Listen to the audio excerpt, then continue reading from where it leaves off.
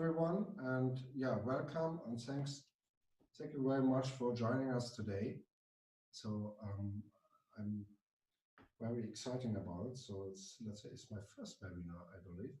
So we will do two parts today. So it's first I will tell you a little bit about ArangoDB itself, the idea behind a native multimodal idea, why we believe it's important.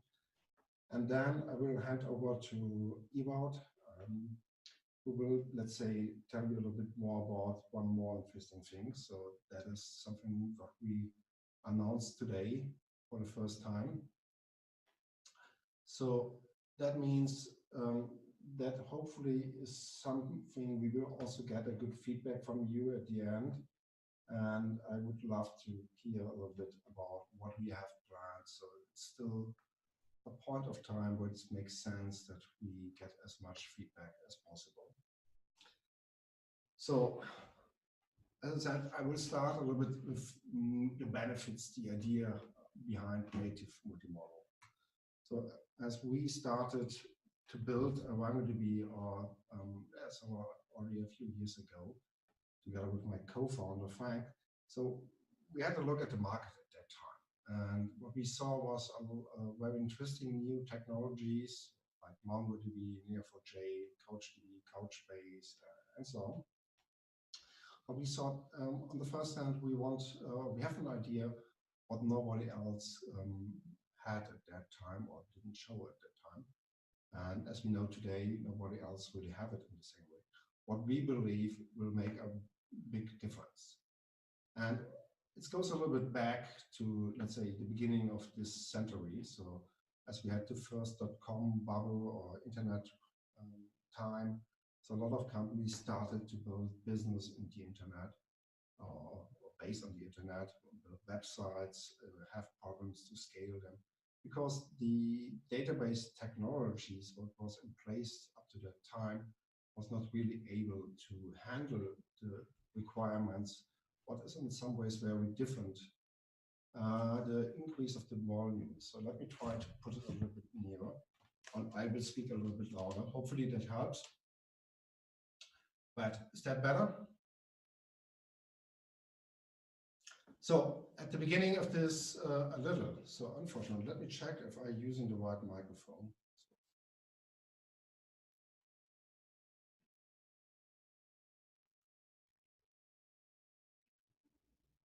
Yeah, unfortunately it is. Okay.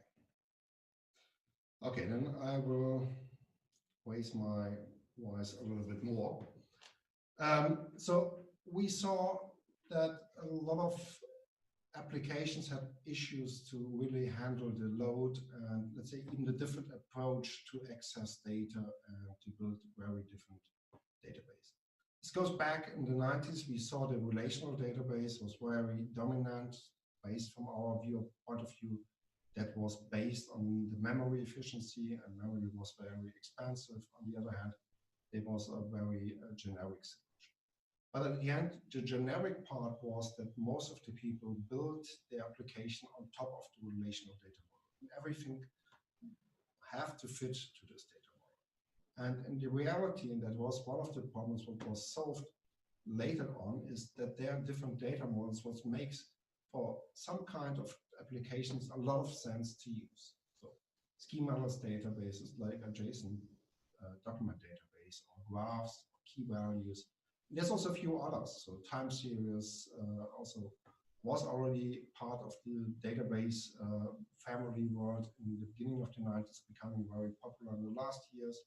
And there's a few others what makes a lot of sense. And there's also the idea of polyglot persistence. So that means that you use the best database for the part of the system what makes sense for that. But if you think a little bit about it, that is not so much the best database, it's a little bit more to choose the right data model.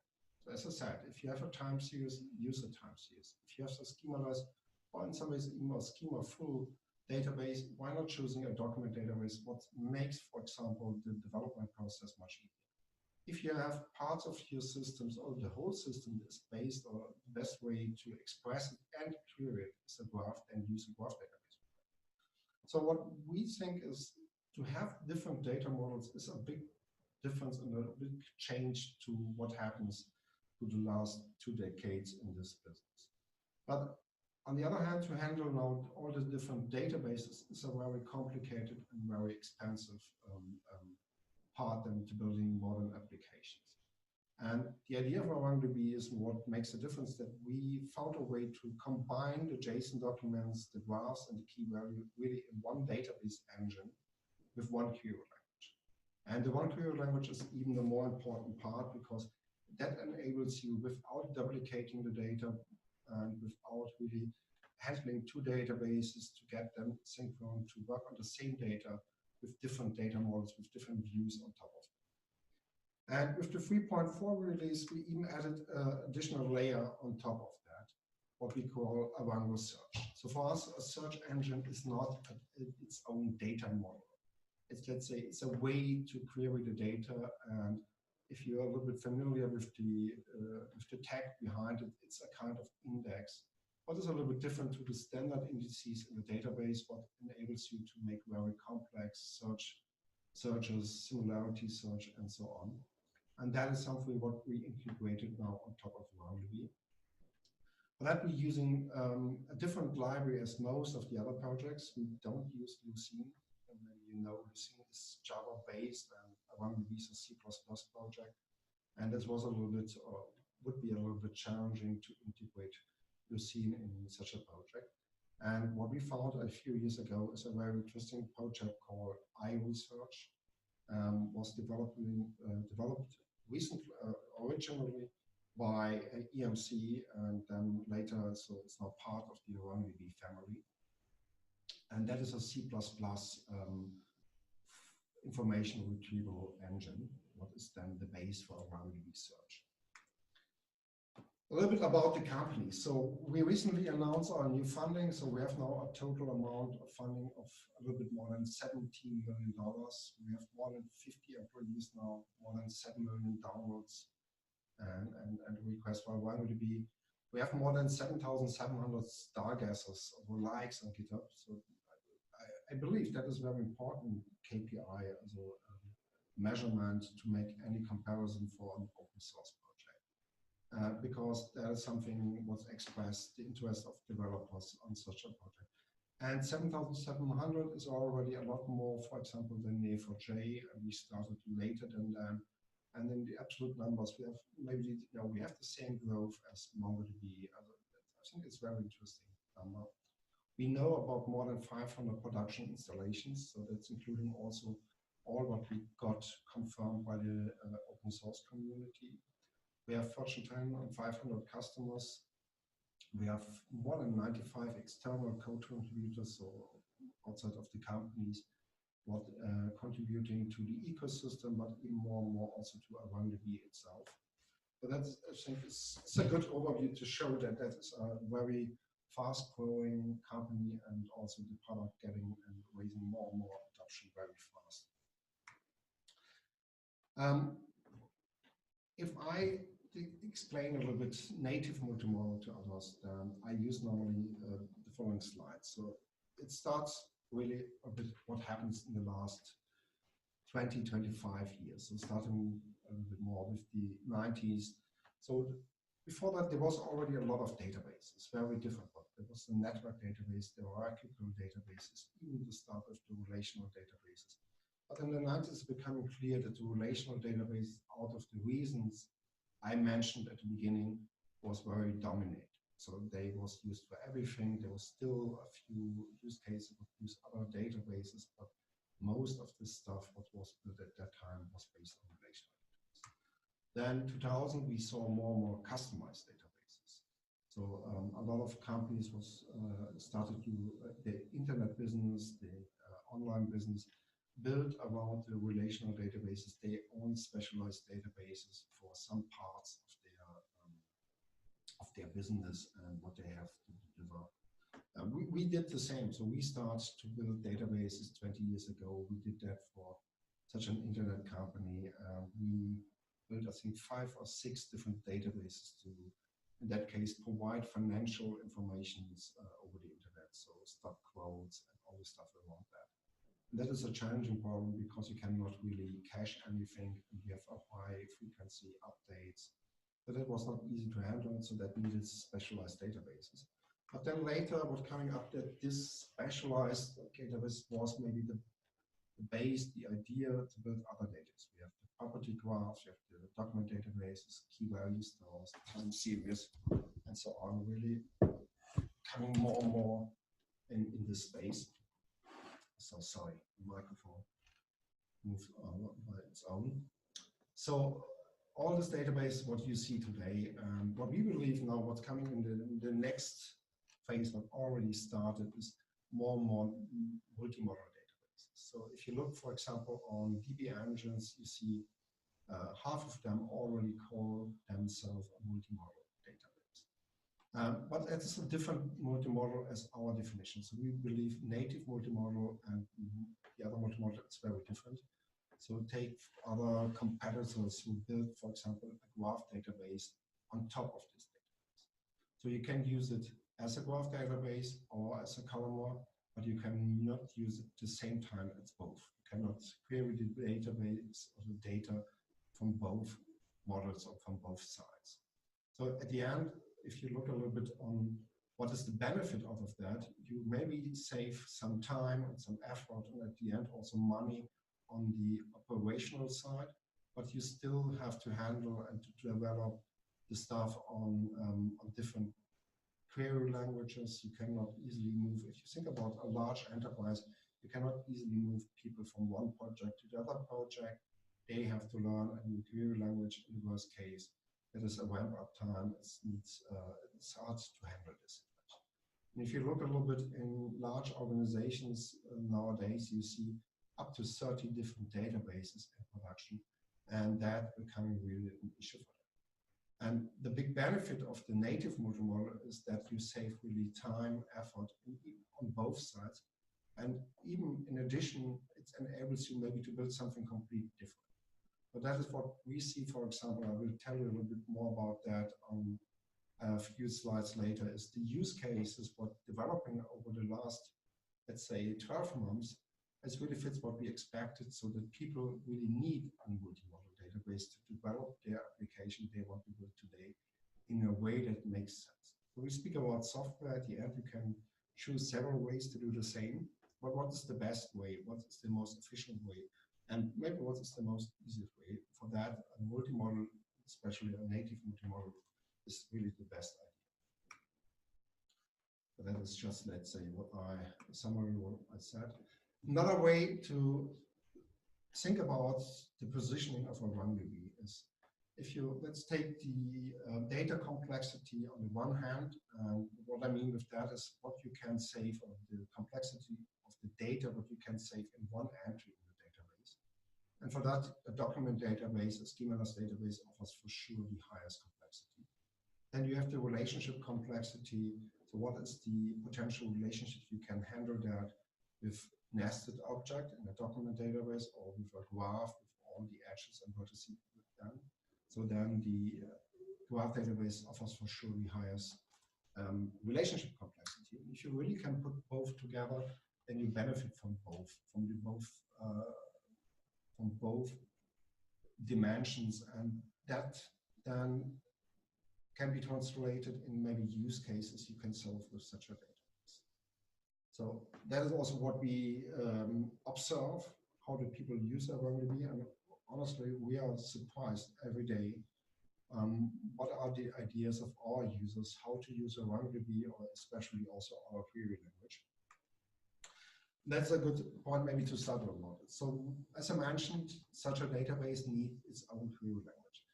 Unfortunately, it is its own, so we would love to use something what is a standard, but until today, there is no standard query language for native multi-model database. Something what can cover document, database functions, relations, some subset of joins, and also graph traversals.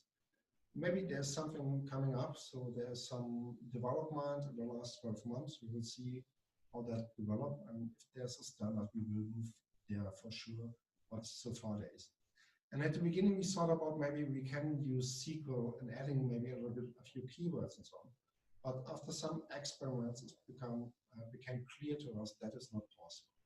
It would not only maybe a little bit confusing that you have a lot of additional keywords in something what others can call a standard. You also would change a little bit the semantic. Let me give you a few examples. So that is SQL statements, very simple ones. And on the right side, you see the translation from that. And even, let's say, how we define the projection of the result set. So in SQL, you start at the beginning because you know which tables you want to use. You know your data, the models of your tables, which columns they have. But if you work with JSON documents, that is maybe not clear, and developing over the queries, it makes much more sense to do that, for example, at the end of this language. But on the other hand, if you're familiar with SQL and compare it with AQL on the right side, you see that is not so far away. And it's even maybe a little bit more like programming. So it's a little bit inspired by a programming language. If you're a little bit familiar with that, it's not so hard to guess which one. But also what is important if we speak about a database, for sure, is the performance. And also part of our definition of native multimodal is that such a database can compete with every data model what it supports with specialized solutions in this space. And therefore, we started 4 years ago to publish our own benchmark. And yes, if you publish a benchmark as a vendor, it's a hard thing. And most of the people are saying that it's just build that you are the best database. But I think we find a fair way to explain or to show that that is not true. So the complete benchmark is open source. That means not only the description what we did, all the scripts, the code, the configuration files, the data, everything can be downloaded. And people did that. And they run the test by their own and validated what we show here. What we did is we used a social network. That is a data set that you can download from the Stanford University. It has 1.6 million profiles, 30 million connections. So it's not big, but also not small. Wow. And we did some stuff what is on the first hand very, it looks like it's very related to graph databases. The shortest path is for sure. So calculating the shortest path between 2 nodes. And then the neighbors, what means find the friends of friends in the social network and a distinct result set of that. And one time with the neighbors, without any, just getting the ideas, and the second time with the profiles. And what is maybe a little bit surprising, what you can see here is that already the relational databases are better than the graph databases. And we believe what is the idea behind that is if you have a fixed length in your query, that I'm getting all the friends of friends. I'm not going 3 or sometimes 5 steps. I go exact 2 steps. Then a join can be very often a much more efficient way to query your data because the computational overhead what have to be done for every step then is much smaller. And that's, for example, also one of the stuff what we use in such a case. So that is a good point. As all these results, the other test is a single read, a single write directly synced to this, an ad hoc aggregation, and what is memory usage. So as the results are very different and the time scale, so we choose a relative scale. We set ArangoDB 100%. That means everything what is above us is slower, but everything what is below is faster or even better if you speak about the memory usage. And yes, the graph databases have a higher memory usage. The reason for that is they handling some additional structures in memory. For example, if you use ArangoDB without the graph features, it has a very similar memory usage than the other non-graph databases. And also, I think it shows that we can compete with the specialized databases. And in many cases, we're even faster. What we have to mention maybe it's a little bit the wide performance with Mongo in this test. So we did it several times. We tried out several stuff. But with this version, what we used a year ago, out of some reasons was very bad in this environment. So also we tried to get some help from some specialized. We could not solve that. But we make that also clear in the blog post what we published. So for us, as mentioned. At the same time, ArangoDB is also a database what you can scale horizontally. And on the left side, the test what I mentioned before is just on single instant database, but that time, all of this, most of this database was only single instance databases, so Postgres, ArangoDB, Neo4j. And so therefore, that is just a single instant test. And on the right side, we did a test with ArangoDB, in that case, a document database case, and scaled it up to 80 nodes to show how much, let's say, machines and network environment need to write 1 million documents per second. And there was similar tests, not completely the same, but very similar tests from other databases.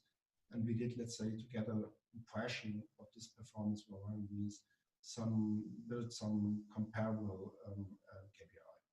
At the end, you have to do your own benchmark. So every benchmark coming from vendor can only show, let's say, a subset from what the database can do or not can do.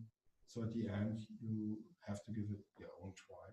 But I believe you will be surprised very often. So ArangoDB is an open source product. You're maybe already familiar with that. So it's on the Apache 2 license, but it's still a company behind that. And we have to check something in the chat. So sorry. So what we have is, let's say, an enterprise version on top of ArangoDB. So that offers, let's say, what is more or less standard for a database product. Better on auditing, better security features, encryption on REST, encrypted backup, LDAP support, multi-data center support. I would say that is what you can find with more or less all database products, what are also open source. And then we have some additional features. So what is very unique, and therefore we believe it's fair that we put that under enterprise. So because you can still do with ArangoDB what you can do with other databases. If you're then using the unique stuff, we believe it's fair that we put that under the enterprise. One of that is smart graphs, and the other one is satellite collection. Smart graphs is a way to help you to shard your graph in a clustered environment. So in a normal way, if you put a graph in an environment, a clustered environment, sorry, you maybe use some hashing, and then the edges, the nodes will be on maybe on one DB server, the second on the second, and if you then start a graph traverse, you're replacing memory lookups with network hops. And that is much more expensive. And you even getting a very unpredictable performance. Maybe sometimes you're lucky you have only a few network hubs, and the next graph traversal just started from a different node, have much more.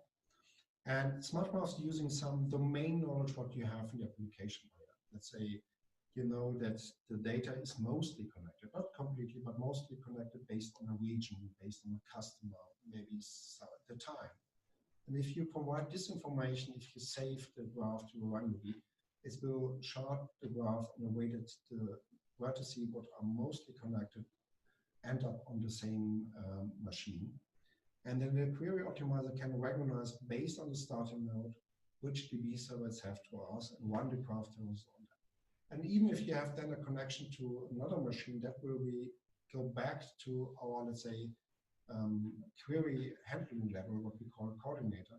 And then it will start a graph traversal, or let's say a slightly adapted version of that on the second DB server also. And then they're running more or less in parallel on the two machines, getting deliver back the results to the coordinator then delivers that back to the application.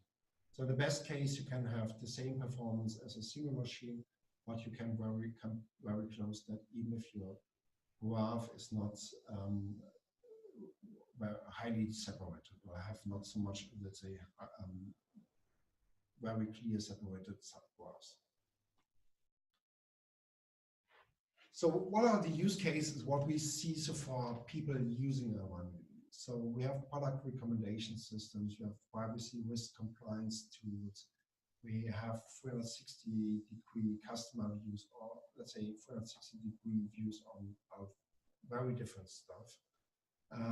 We have workflow management, we have reporting tools, we have dependency management tools, but we also see relational database replacement.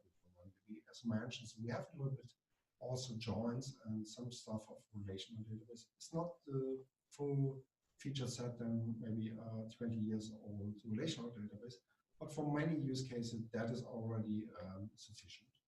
We see network surveillance, connected feature extraction, identity access management.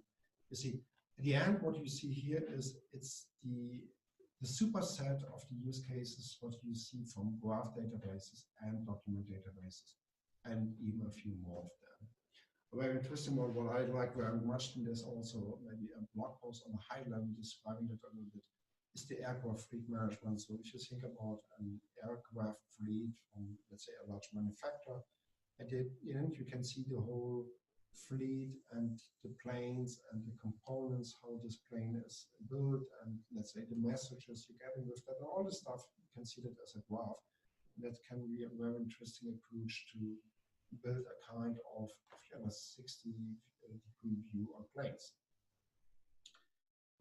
Maybe to mention one, because that you're getting just a picture of that. So Barclays built an access and identity management system based on ArangoDB to handle and managing really all the more than 200,000 employees. So what was a perfect fit for them is the JSON and the graph, so the connection between the different entities, the access rights, also maybe the to give the short-term the rights to somebody else is easily to model with that. And even if you have very different entities, it's not only persons, maybe it's buildings, maybe it's cars or something like that. They have also not all the same attributes. So JSON database also makes a lot of sense for that.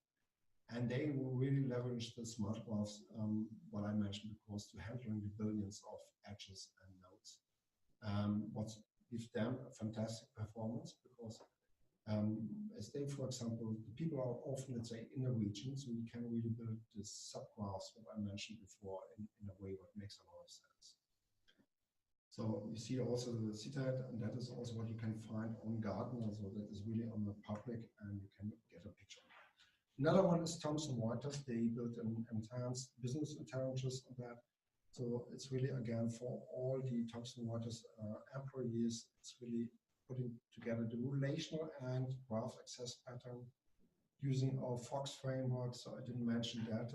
We have also an extension, what we call Fox, what use the Google V8 JavaScript engine really internally in ArangoDB in a multi-threaded way, what gives you direct access on the C++ level to the database. On the other hand, you can add your own routes and services to the RESTful interface of ArangoDB. That can be a very powerful tool and makes, let's say, the development very fast. So what is the roadmap for, let's say, the next 1.5 years? So that is a selection. So let's start with the community. So distributed transaction, that is a very hot topic in the last, let's say, 12 months. We will soon, let's say, do a first step in this direction. With distributed transaction, we mean multi-document transaction in a clustered environment. So ArangoDB is already full asset compliance in a single instance with multi-document transaction, and let's say full asset in single document operations on the cluster. And the next, or the missing step, is then the multi-document transaction. What we will have there soon, will have for sure some limitations at the beginning, but will already a big step forward. And it will also have a kind of streaming transaction APIs, so a lot of people ask for that. And then we will also improve that over the time. Our full text ad search, Arango search will get improvements, sorted index, faceted search, highlighting. We will add a kind of views, so SQL-like views, so materialized views, to, let's say, handling more complex statements, or let's say aggregations, what you using for dashboards, but even have a long-running characteristics in a way that you can handle them points. What we will do in this space goes a little bit in what, for example, Postgres is supporting for materialized views. Next point is to make AQL much more multi-threading as it is today. So honestly, until today is only single threading, so every AQL statement uses only one thread. That will already a little bit improve with the next version, and then over the year we will move more and more stuff as much as possible to multi-threading. Also here we have to be careful. Not everything is possible to do that. So based on consistency or guarantees, but even also if you look a little bit in the graph space, not every graph algorithm is possible to move in a multi-threading environment. But you will see more and more in the space. Then we will also have a schema validation so that you can on C++ level have a schema, use JSON schema validated. So that moving a schema-less database then in a more in the direction of a schema-full database. And then we have multi-attribute indices. That is maybe very interesting. So we have the search engine, we have the ability to build this indices, what can handling more than one attribute at the same time, what is for other indices maybe not the best behavior. We will have this engine on top of the database, what I mentioned before at the beginning, and that already use a kind of a view concept, so that you can search in more than one collection. What's the name for our, let's say, tables at the same time. Now we will adding this capabilities to a single collection, so that you can look at multiple attributes at the same time. So there's one, let's say, disadvantage that will be not part of the consistency guarantee at the beginning, because that takes maybe sometimes a little bit more time to index. That will also be improved over time, but from the beginning. Enterprise, we're getting the incremental consistent backend in a cluster distributed collocated joins. So that means if you have two large collections, for example, they have a one-to-many relationship, then you can distribute that in your cluster so that the joins can run on every DB server locally. That is also a very interesting feature, because if you have a large data set what fulfills this limitations or requirements or restrictions, then you can really benefit with every machine what you're adding to your cluster and getting a better performance from your maybe very complex queries. We will improve our breakout support. So adding makes it easier to use, increase the performance, lower the memory footprints, adding more algorithms so that you can use ArangoDB even more in the space to, let's say, get a better knowledge of a large graph. So we see a lot of use cases for that, for example, in the machine learning, AI space, and also others, but they're also very interesting. We will add BI connectors to ArangoDB. So let's say a first version maybe is already part, or a simpler version of that will be part of the community version. And that will use also, let's say, our own service on top of that. And we will hopefully support most of the, let's say, most of the BI tools what I use today. The last one is the one-chart database. So as I'm running a little bit out of time, let me just explain that very quickly. So if you have a data set what can fit on one server, then we want to have the full asset compliance, the performance of a single machine and so on, maybe, and even getting the high availability of a cluster environment and even all the deployment pattern what you have with that. And that will be possible with this feature, because it makes sure that all the leaders will lay on one DB servers, and that it looks from the outside like a single instance, but in the truth it's a cluster that you can configure the number of replicas and so on, getting the high availability and using the internal synchronous replication, and also can use later the data center to data center replication, that you're getting really a critical application and one will be on a level of high availability what it's very hard to get from other technologies and still have the performance of a single machine. What is very often still a very interesting use case, because there's still a lot of applications that don't need directly 100 machines or more. So the last point is the announcement for today, and that is ArangoDB Oasis. So we built our managed service for ArangoDB, and we started that a few months ago. So that will really enable you that you can deploy with a few clicks, and if you're using the Pro version of if your credit card, you own ArangoDB clusters at the major cloud providers. So we're still discussing a little bit which one will that at the beginning. So maybe it will have already a result for that. but we will, let's say, try to support all the major cloud providers very fast. Hopefully, beginning of next year, we have all of them.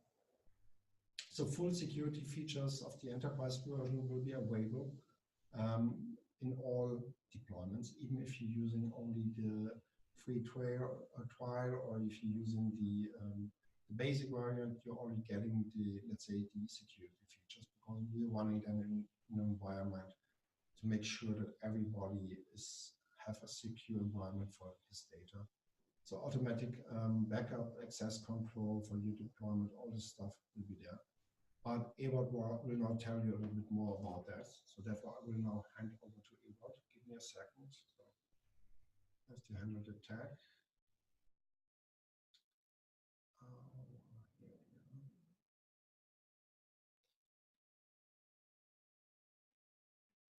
So Ewout, you should now be the host. I go on mute.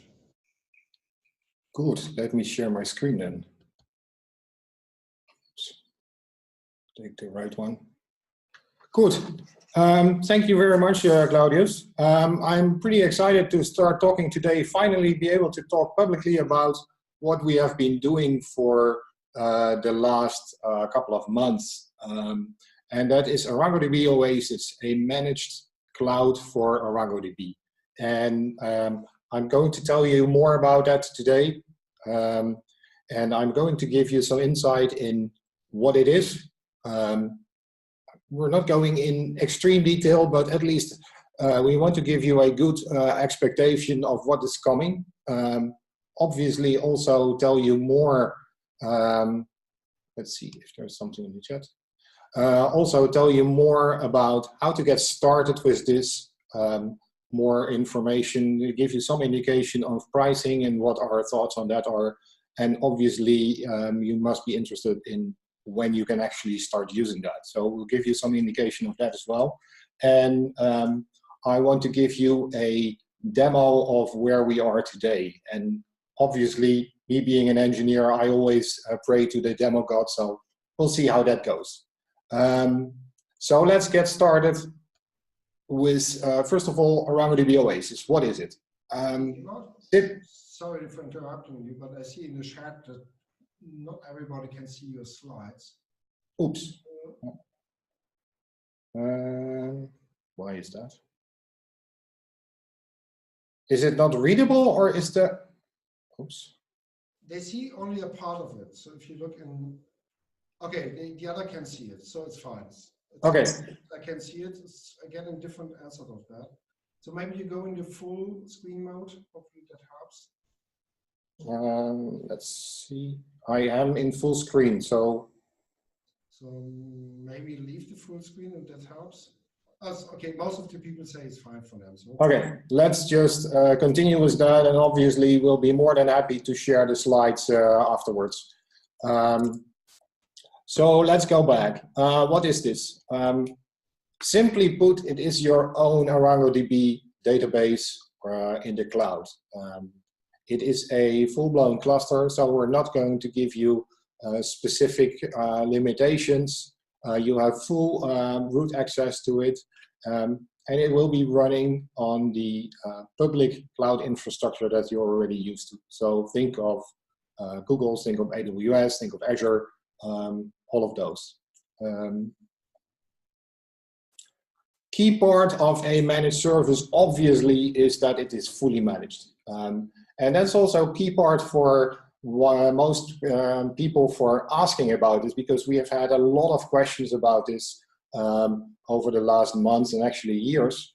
ArangoDB is a very, very great product to use, but it's not always that easy to run it. We've made a lot of progress over the last years to make it easier, but still, in order to run it in production, you have a ramp-up period where you have to learn things. Wouldn't it be great if the people who are familiar with all the nitty-gritty details of that can do it for you?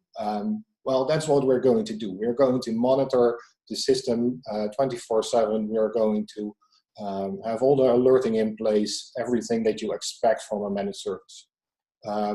Obviously, we're also going to allow you to upgrade your database.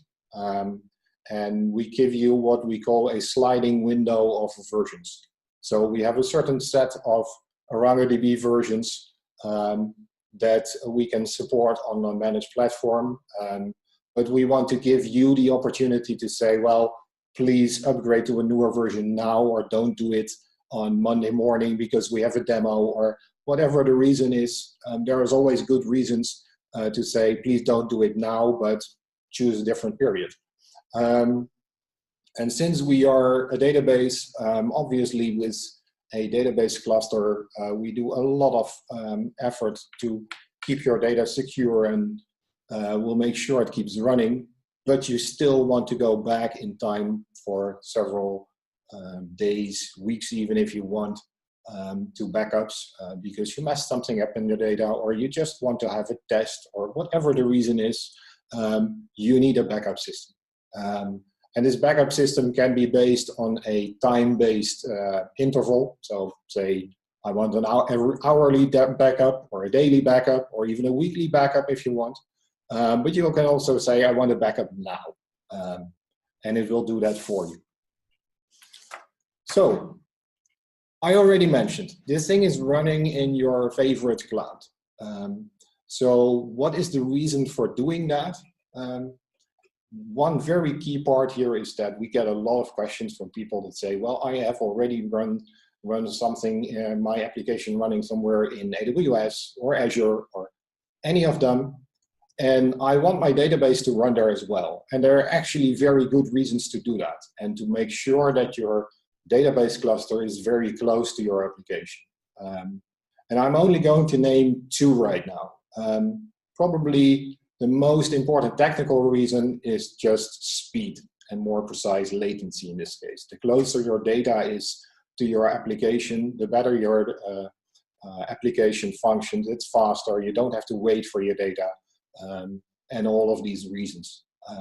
But another one is very simple: money. The further you transfer your data out of cloud A and move it into cloud B, these cloud providers are going to say, well, you're sending so much bytes over, so you're going to pay for that. And what you typically don't have, and it's true for all these cloud providers, is as soon as you stick within a certain region, then the transfer between whatever you do within that region is free. So that is very important. And we give you the opportunity to say, well, we don't care whether you run it on AWS or Google or Azure or any of them. And we also don't care that much where you run. All of this have a set of regions, and I think these are pretty well known with most of the developers out there. And if you are familiar with the details of these cloud providers, then you also know that every region is set up across a number of availability zones. And the cloud providers set it up for high availability. I always say if one building burns down, then you still have a second building to go. We don't allow you to choose the availability zone because we make sure that your cluster is actually running across several availability zones in one region. So we can give you the best high availability possible. Let's switch to more details of Oasis itself in terms of how things are organized. We think it's very important that you just don't have a single database and that's it, because many companies, or actually most companies, have a lot of databases running, and you want to organize that. And there are good reasons to do so. And what we have in ArangoDB Oasis is a three-step model where you say, okay, you're a part of an organization. Every organization has one or more projects, and within projects you have deployments. And a deployment is simply put an ArangoDB cluster. So what is an organization? Typically it's a company. Let's call it ArangoDB as an example of an organization. And within that company, you have projects. And projects are really intended to be a structure that represents something structurally in your own company, your own organization. So that can either be teams like sales or marketing or IT, but it can also be environments. a lot of developers out there for these larger applications have a staging environment, they have a production environment, they can have multiple test environments if they like, and you want to separate these. And you can do that by separating them in different projects. But if you want, you can also put them in one project to keep things together. Important of this structure is also that it is, let's say, the backbone for access control. You have, with Oasis, you not only have access control inside your ArangoDB databases. So users can access a certain collection or create collections, things like that. But you have now an extra layer of access control on top of that. And that is the access control layer of ArangoDB Oasis itself. So that gives you the possibility to assign certain groups or specific users, if you like, within your organization and give them the permission to do something in your ArangoDB Oasis organization. And that can be create a deployment. In the end, creating a deployment costs money, so you want to make sure who can do that. But also who is able to delete a deployment, who is able to inspect things. All of these things are based on permissions. And these permissions can be organized by a couple of elementary things like groups and roles, and we have policies for that. Okay, let's go. I always say, well, it's now 2019, so we do security first. So what you can expect is all the current day security that you expect from a cloud-based managed service. So we encrypt every network traffic that goes in and out.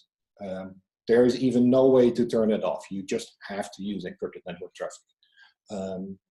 And with that, I mean the TLS encryption of your connection.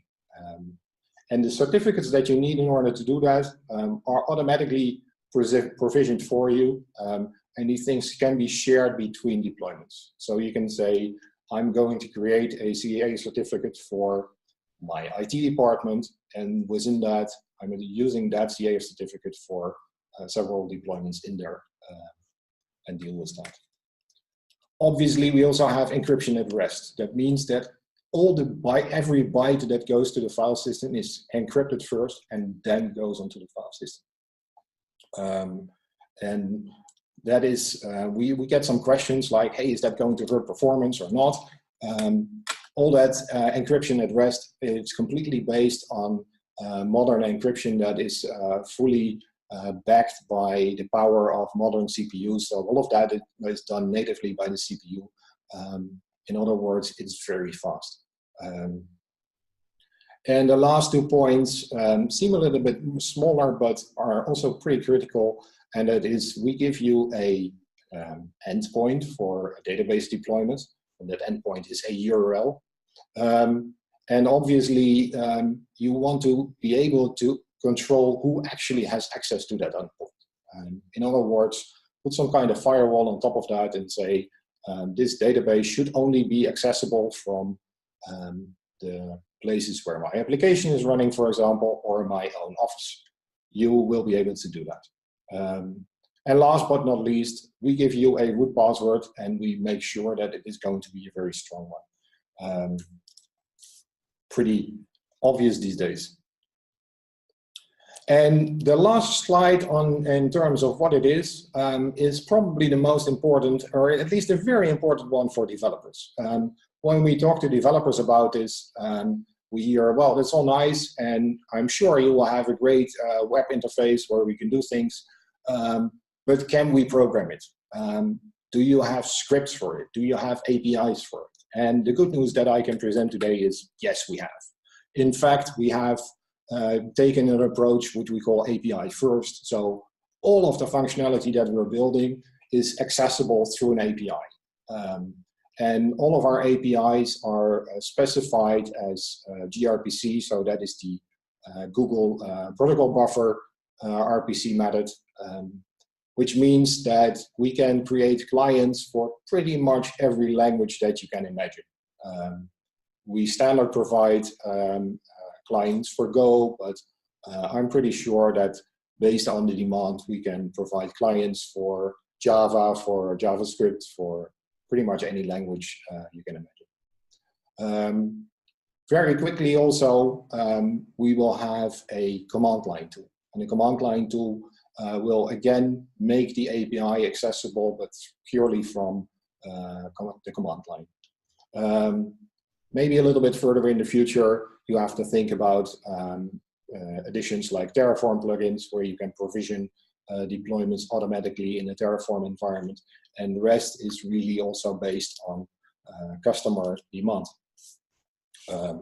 So stay tuned, because we will open up for that later, where you can influence that.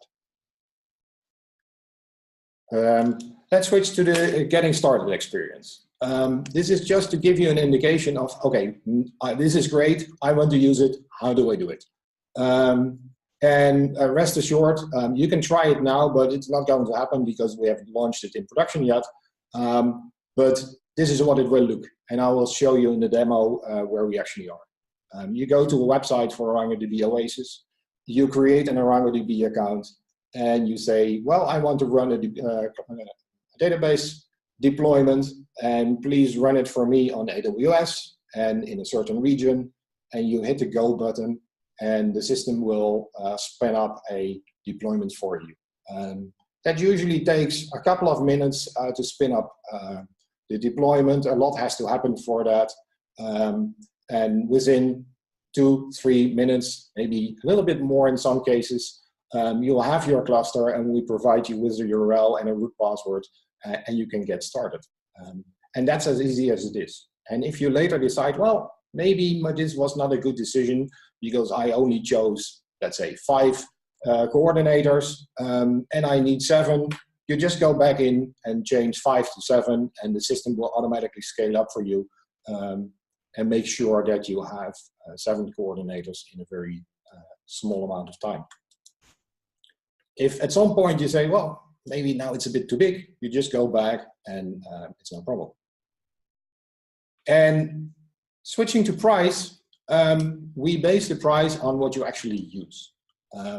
That means if you want a cluster that is built of, I don't know, take 200 machines, you'll pay a lot more than if you base your cluster on 3 machines, obviously. And we calculate per hour, and most likely even smaller than hour. I won't go into the details here yet, but the key parts here, the takeaways, is it's based on usage, and we are calculating in small increments, so you're not stuck when you do a deployment and you can throw it away 5 minutes later. You're not paying for an entire month. So to give you some indication, where are we now, and when can you actually try and start trying this thing? And the good news is that that is actually quicker than you may expect. As of now, as of today, you can sign up for our newsletter, and it helps you to be informed. We can invite you for our pre-launch, and we will also ask you some questionnaires probably, and invite you to get your feedback to our development team for this. It's very helpful for us if you can participate in that and say, well, we find this really important, or that not. So please sign up, and I'll share the link at the end of the presentation, and sign up, and we will send you a frequent newsletter and saying, okay, this is where we are, and things are going very well, and we hope to have you on our pre-launch platform very soon. Because that's the second, in the summer of 2019, so that's only a very short, small amount of time away. We are going to have our pre-launch. The pre-launch means that we will have fully running databases. We won't be completely feature complete yet. It's probably also not going to be the case that we will support all cloud platforms from day one, but all the things that you expect in terms of running databases are already there. And then later this year, we are going to be open for business. So that is GA, meaning you're feature complete. You can get the guarantees that you expect and also match the SLAs that are for that. And we are really by that time open for business. So it's time to start using it. So that was a lot of talk. So let's see where we are today. Let's switch to the demo. And in order to do that, I'm going to go to a different website.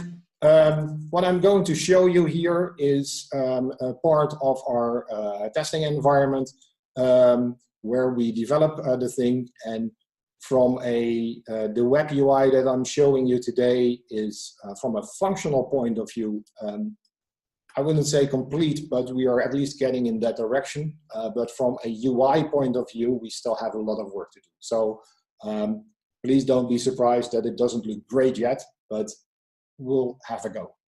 So first we are going to log in, obviously. So let me just do that. ArangoDB.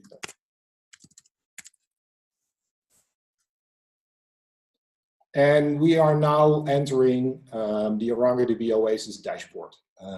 As I mentioned before, we have organizations, we have projects, we have deployments, and I'm now entering in my primary organization, which is called My Company.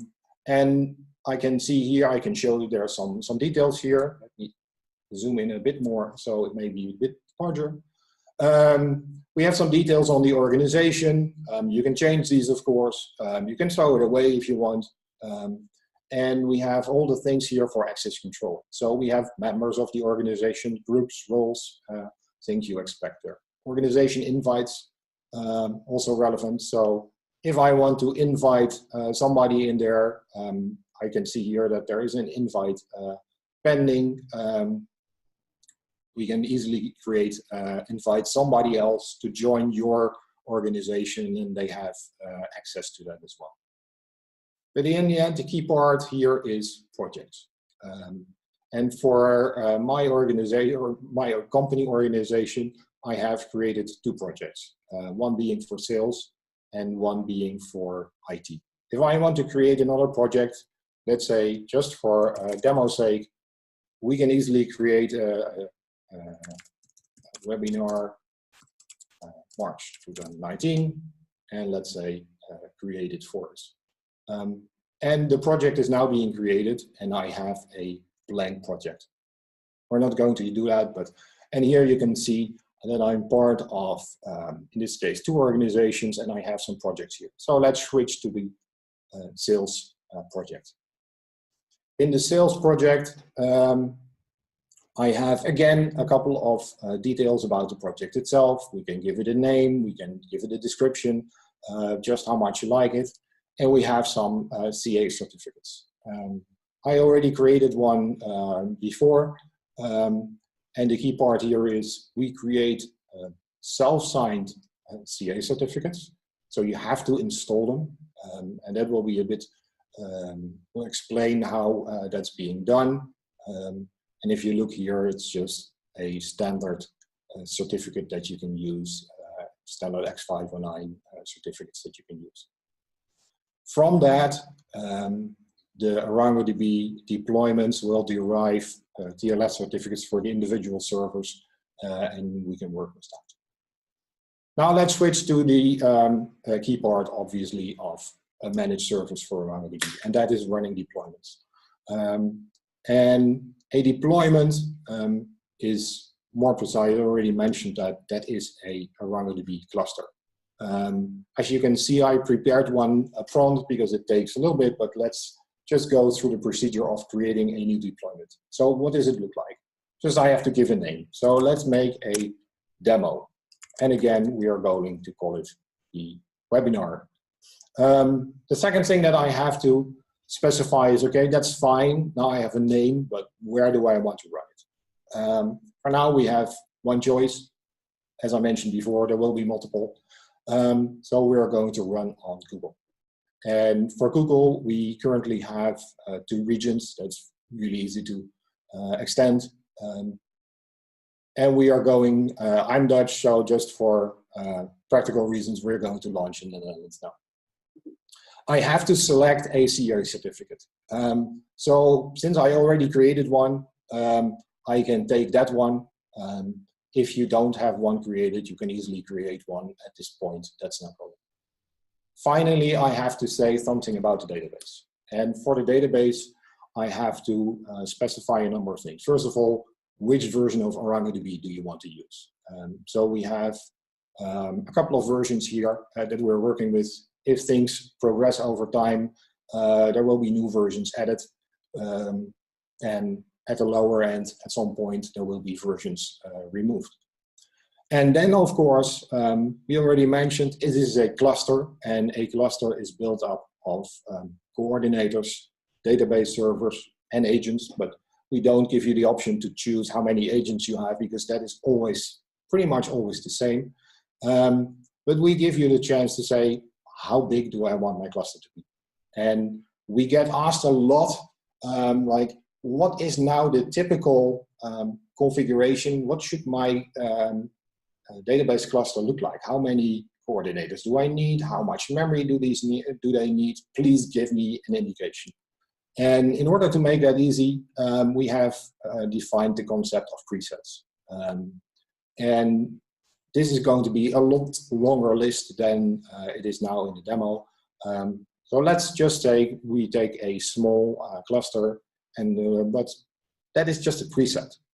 Maybe you say, well, that's nice, but I'm assuming what you say about memory, but still I want more coordinators. So let's take 4 coordinators or switch it back to 3, whatever you want.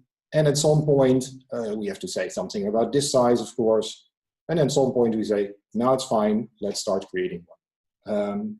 So what we see now happening is that it is at this point, while we're speaking, actually creating a ArangoDB deployment for us. So let's look at the details of the deployment that we just created. We have our deployment details, all the stuff that we entered. We tell where it's running, what size it is, and it's telling us the current status. And since we don't have an endpoint here, it's not ready yet. So let's, until that, it takes 2 minutes or so. So until that, let's just have a look at one of the other databases, what it looks like when we have one that is already running. You can just log in. This is a standard ArangoDB database web UI that you're probably familiar with. Let me explain a bit. We said, well, everything is secure and everything is encrypted, so why does it say not secure there? That is a very fair question. And the reason that that is the case is this is a self-signed certificate, and browsers don't like, for very good reasons, self-signed certificates, so we tell you how to deal with that. Second part is we are now using IP addresses. That's going to be DNS, but for the demo we don't have that yet. So by the time that you can use this for the pre-launch, you will see a full-blown DNS name there, and it will also say, well, everything is fine and it's good to go. So what we have here, we have the usual cluster. So we have a couple of nodes that are running, all of them. So this is a 3-node cluster, 3 coordinators, 3 DB servers. I have some collections created in there, and just as an example, I've installed some sample Fox services in there.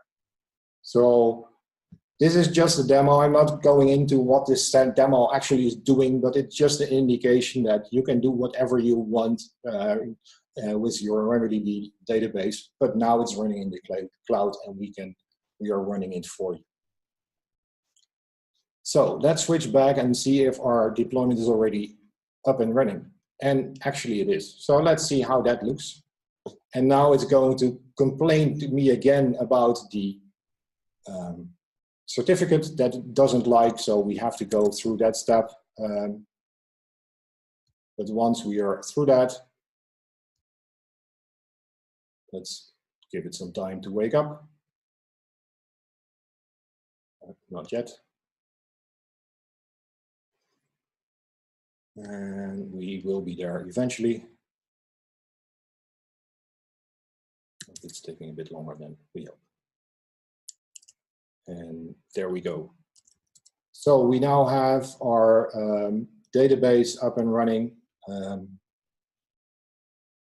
And we said we wanted 4 coordinators, and we actually got 4 coordinators and database servers. Obviously, this database is now completely empty, so you have to fill it with your own data. You can use all the standard drivers that we have, the standard interfaces for that. That doesn't change anything. The only thing that we change here, and that is the key part, is we make sure that the database is running for you, and we make sure it's managed, it's monitored, it's upgraded, etc.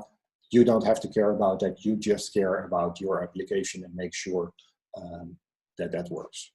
And if at some point you say, well, that was a nice database, but I don't care about it anymore, it's as simple as throw it away. At first as well, do you really sure that you want it, because we're throwing away the data now as well? Let's throw it away, and it will be gone in a couple of seconds. That's a lot quicker than starting it up. So that was the demo so far. Let's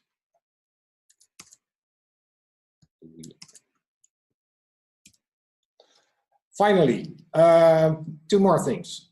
First of all, you can now literally now go to arangodb.com/managed service. And what you can do there is do an early bird sign up. As I mentioned before, we'll notify you of what's going on, when you can try, and there are lots of reasons to do that. So I urge you, please do so, because we really value your feedback on that. And of course, this thing cannot be done without the underlying ArangoDB database itself. So please, if you haven't done so already, start us on GitHub, on github.com/ArangoDB/ArangoDB.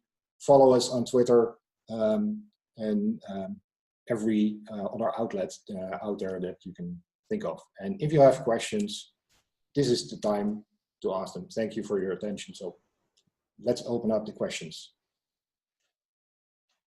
Thanks, Ewout. That was, yeah, it was already the first time for me to see it completely. It's great. Thank you very much. I'm very impressed. So any questions, please go ahead. Still have a little bit of time. Would happy to answer your questions. Use the chat, or even better, the Q&A function.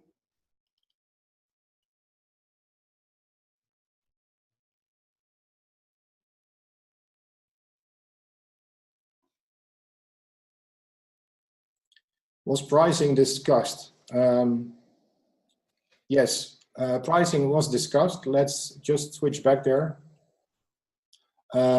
We talked about pricing, that it was priced based on usage, that will be calculated by hour. We didn't go into details yet what the actual price is, but unfortunately we cannot go into details at this point. But it will be similar what you see on other. Yes, you don't expect really surprises there. Would like to do, but it's maybe not so much sense.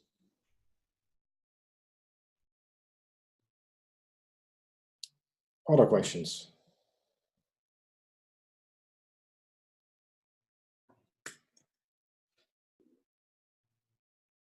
Can you provide the sign up link here in the chat and copy and paste it in the chat? This would be a good idea.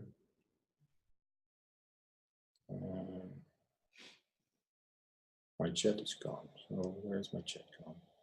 Now it's done. Ah, good. It was faster than you. Thanks.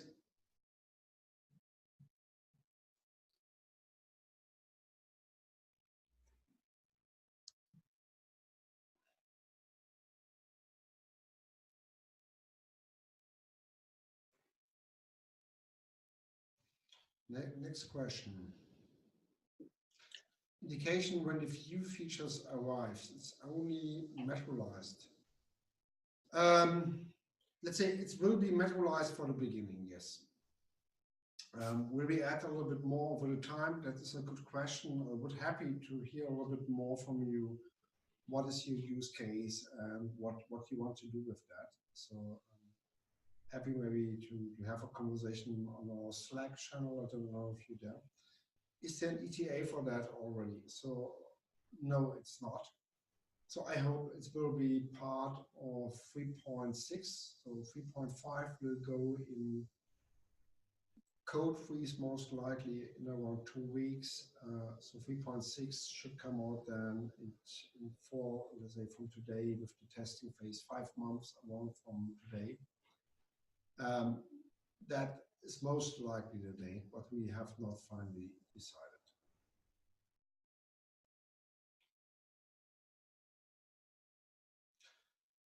Is it integrated with other clouds like IBM, and it's possible to bound the service with existing cloud account? Let me answer that. Right now, we have AWS, Google, and Azure on the list. So the answer for IBM at the moment is no. But please take the opportunity to sign up and give us the feedback if you have use cases for IBM. Because we want to be there where the need is. Second question, is it possible to bind it to the service with existing cloud account? Answer to that is no. It will run in the ArangoDB cloud accounts, and you will be able to access that. So will it support data center replication and synchronization? I didn't see that question. Yes, data center. The data center is on our feature list.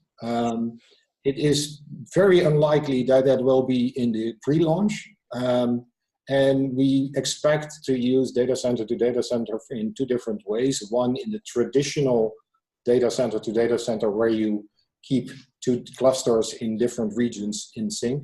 And the second is we want to use data center to easily move your deployment from one cloud provider to the next or from one region to the next. We hear a lot of questions about trying to avoid vendor login. So people started out on AWS and they find that at some point they want to switch to Azure, for example. We will make it very easy for you to do that. The other question, can ArangoDB be sourced for Grafana? Yes, this can already today, but I think you mean ArangoDB itself, or you mean the monitoring what we built around. So William, can you say a little bit more specific on that?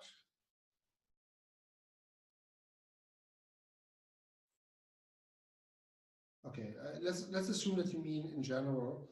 So there will be a connector for Grafana and ArangoDB as soon. So hopefully the next, let's say 3 weeks. And then it should be as easy as possible that you use ArangoDB together with Grafana. So the next question is a little longer one. I have not read it now.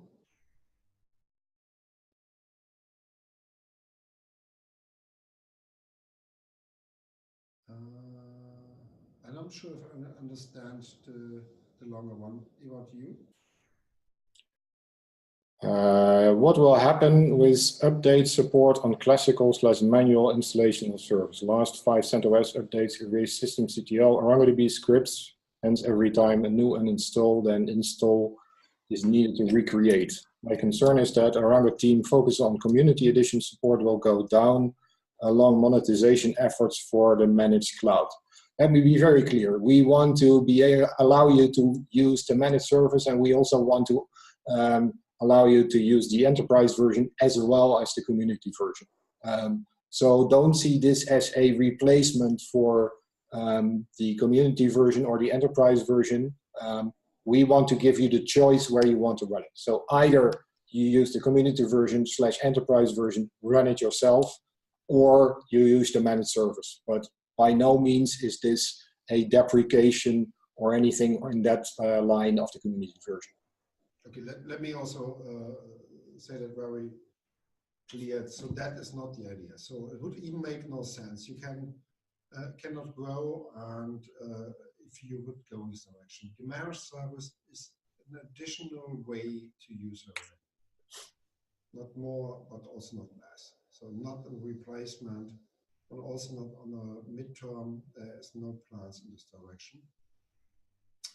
So the next question is, does ArangoDB support binary files?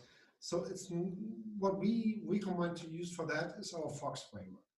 Use, let's say, a distributed file system on your ArangoDB nodes. Let's build your own small, and there's some examples for that. Fox endpoint, save your binary files and metadata to this endpoint. The Fox service will split the metadata and the binary, save the metadata in ArangoDB and the binary in, on the distributed file system. And then you can even use, whatever you want for that. It's more flexible, and we believe a good thing. Will the DCOS support continue? That is a very good question. That we will observe a little bit over the time. For the moment, for sure, yes. But I'm not sure if you're a little bit more familiar with DCOS, so they're also moving in a direction to support Kubernetes. So at some point, it will be an interesting part. As we're also using for our managed service Kubernetes, if it makes more sense to improve our Kubernetes operator to be better integrated in DCOS, or still stay with our framework there. That is something we have to see. What is the development? Yeah, there's a tutorial about Prometheus and Grafana. So if that was the questions, what I meant, so that's also. Sorry, the link work. Something else we could answer. Any new deployments around Geo? What exactly you mean with that? The Geo search functionalities? You're missing something after the 3.4 release, or what exactly is meant with that? Geo search. So, do you mean with that, let's say,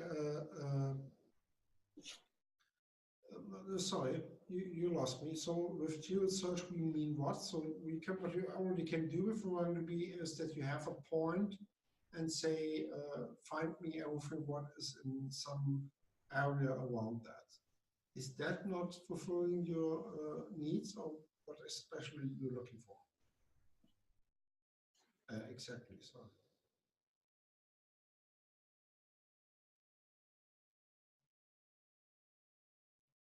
Okay, what I try to say is ArangoDB search, geo search, is something what we already have. So therefore, it would be good to hear what exactly you are missing, or what you expecting that you could support in this area.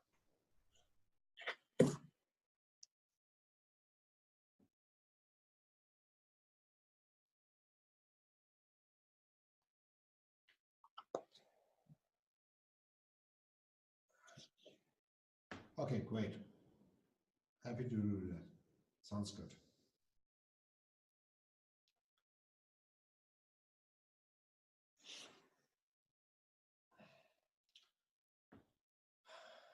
Real-time change feed like ReachingDB.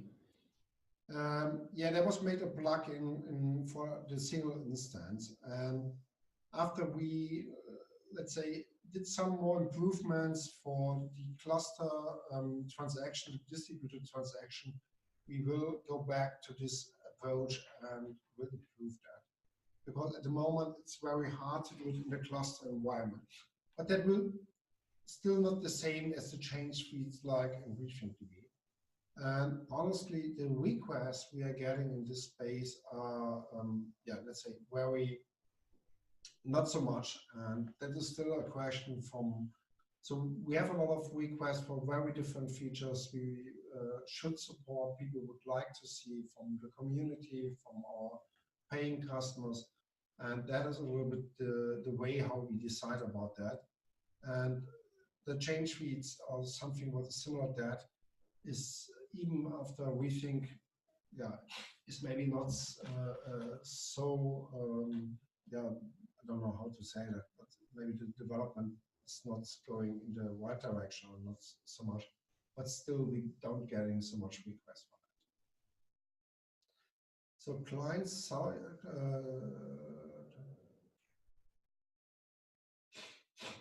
that's also the second question, the direction of PouchDB or client-side companion or web application protocol. At this point, I would love to discuss a little bit more. Yes, the auto-sip is still the question, but what kind of use cases you really see for that? I would happy to have a discussion about that, for example, on the Slack or via email. So my email is not so hard to guess. It's my first name and ArangoDB. So happy to hear that, because I still asking myself, so is that really something what you need in a both? Yes or no? Local storage, offline, but what is the real world use cases for that? I know there's a few, but honestly, let's discuss that. I don't see so many for them. But on the other way, as around open source, so if somebody wants to offer that and, or let's say to add that to the ArangoDB space and build something similar, so we would happy to discuss that and help as much as we can.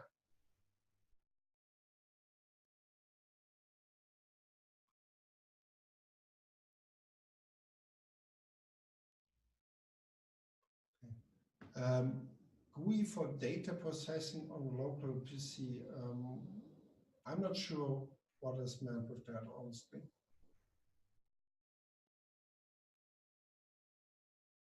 I think it was mentioned as a example to the previous question. Partially, but that is exactly a good. Sorry, thanks, Ewout. Let's say the last time, that is already some times ago, to be honest, as I looked at PouchDB, the functionality, especially in the querying of this data, was very different to what is possible on the CouchDB side. And if I think about ArangoDB and all the query engine and all what is around of that, to bring that to a browser, to a V8 engine, let's speak about the Chrome browser, and with all the V8 limitations with memory usage. So if you really want to have a significant data on the local, that you want to do some data processing there, and then have a complex query engine that written and then in JavaScript with all, let's say, the performance downsides comparing to C++, and the limitations with the memory usage.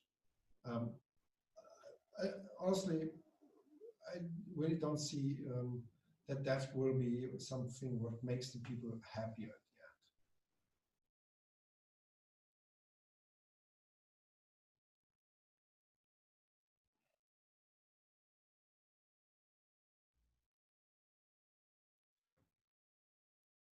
the end. Okay, maybe the last point for that, and then also let's give the others a chance to discuss other points and do that maybe as a grow on the Slack. Just an example, you have a chat and you go offline and then come back and simply what you have written on your offline later, and that is 5 minutes, and the other people in your group already moved to 3 other topics, and then your post will be sent in this communication and nobody see it, or it's completely makes no sense because it's not related to the topics. Honestly, you hear maybe from my comments, so I'm not a believer in offline first. So I'm a strongly believer there are not so many applications what's using databases nowadays, what is really supporting such approach.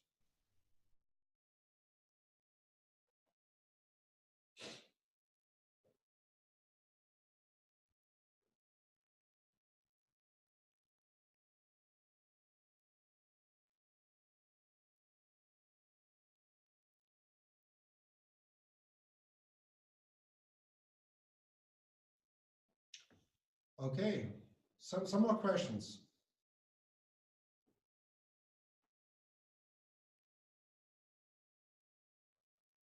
Okay, I would say, first of all, Ewout, thank you for taking the time today and give us this great presentation and a little bit of overview about ArangoDB Oasis and what is the current status and the plan. And all of who joined us today, I also want to thank you for taking the time. And yeah, let's see. Hopefully we will do the next webinar in a few weeks and have already good news then to share with all of you. And as I said, if somebody wants to discuss one of the points or something else, so reach out on the Slack channel, on our Slack community Slack, or via email. So I try to answer that as soon as possible, but let's see how fast that will be, but I do my best. Okay, and thank you all and have a good day, or good evening, or good night, and yeah, see you next time. Thanks for all the attention.